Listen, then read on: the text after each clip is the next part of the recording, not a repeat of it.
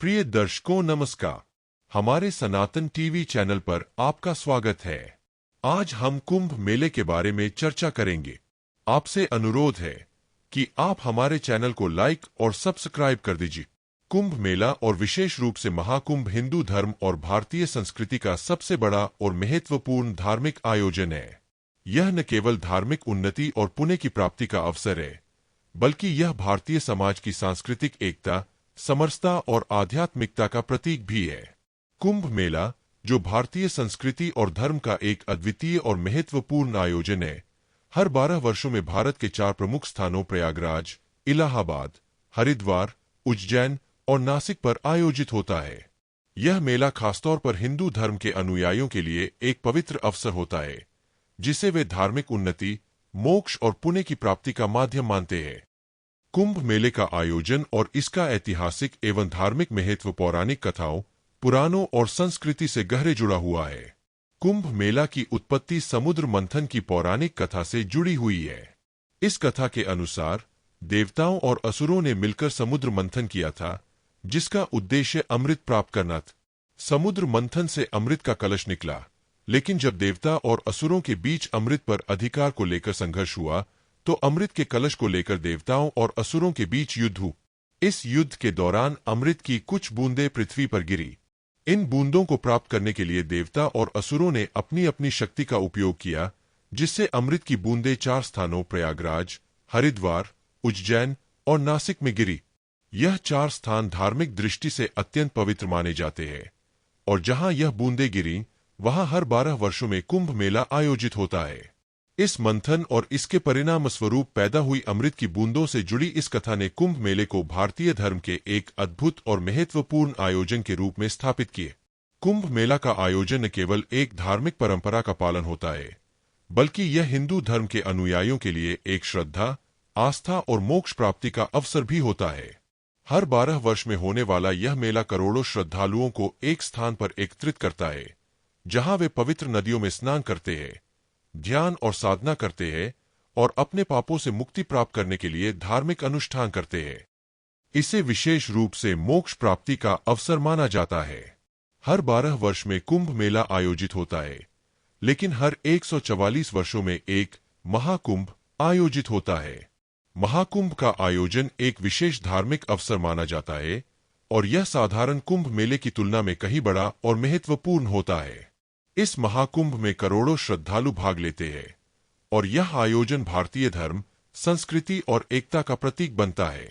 कुंभ मेला, विशेष रूप से महाकुंभ, केवल एक धार्मिक समागम नहीं होता, बल्कि यह सन्यासियों, योगियों और साधुओं का एक विशेष अवसर होता है। इस मेले में भारत के विभिन्न हिस्सों से बड़ी संख्या में साधु, सन्यासी और योगी आते हैं। विशेष रूप से नागा साधु इस आयोजन में प्रमुख रूप से शामिल होते हैं। नागा साधु, जिन्हें नागा बाबा भी कहा जाता है, विशेष रूप से शैव संप्रदाय से जुड़े होते हैं। ये साधु अपनी जीवन शैली में कठोर तप और आत्मनियंत्रण का पालन करते हैं।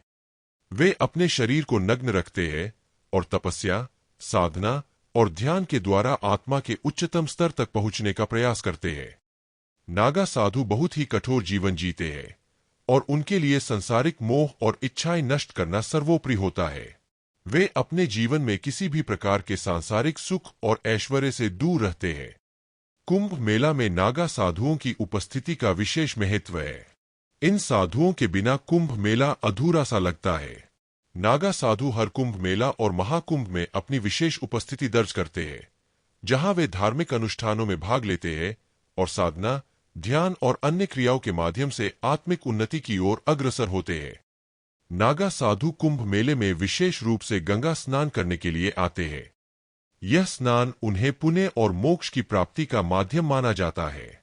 नागा साधु परंपरागत रूप से शाही स्नान की प्रक्रिया का हिस्सा होते हैं, जो कुंभ मेले के दौरान होता है। शाही स्नान के दौरान इन साधुओं के साथ लाखों श्रद्धालु गंगा, यमुना और अन्य पवित्र नदियों में स्नान करते हैं। वे समाज को धार्मिक मार्ग पर चलने के लिए प्रेरित करते हैं। वे साधना और तपस्या के द्वारा समाज को आध्यात्मिक उन्नति का संदेश देते हैं। नागा साधुओं के बिना कुंभ मेला अधूरा होता है, क्योंकि वे इस आयोजन का एक अभिन्न हिस्सा होते हैं और उनके द्वारा किए गए साधना कार्यों से मेले का आध्यात्मिक माहौल बनता है। कुंभ मेला केवल नागा साधुओं तक सीमित नहीं है, बल्कि इसमें संत, महात्मा और अन्य सन्यासियों का भी बड़ा योगदान होता है। ये महात्मा और संत अपनी शिक्षाओं के माध्यम से श्रद्धालुओं को जीवन के उच्चतम लक्ष्यों के प्रति जागरूक करते हैं। वे अपने ज्ञान और अनुभव से समाज को एकता, सत्य, अहिंसा और भक्ति का मार्ग दिखाते हैं।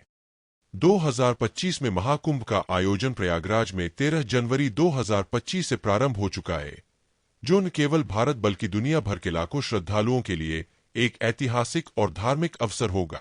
यह महाकुंभ एक विशेष महत्व रखता है, क्योंकि यह 144 वर्षों में एक बार होता है और इस बार इसका आयोजन विशेष रूप से बड़े स्तर पर किया जाएगा। महाकुंभ 2025 में भाग लेने की कुछ विशेषताएं होंगी, जैसे एक बड़े स्तर पर तैयारी। महाकुंभ 2025 के आयोजन के लिए प्रशासन ने व्यापक तैयारी की है। इसमें सड़कें, रेलवे, एयरपोर्ट और अन्य सुविधाओं का निर्माण किया जाएगा ताकि अधिक से अधिक श्रद्धालुओं को कोई परेशानी न।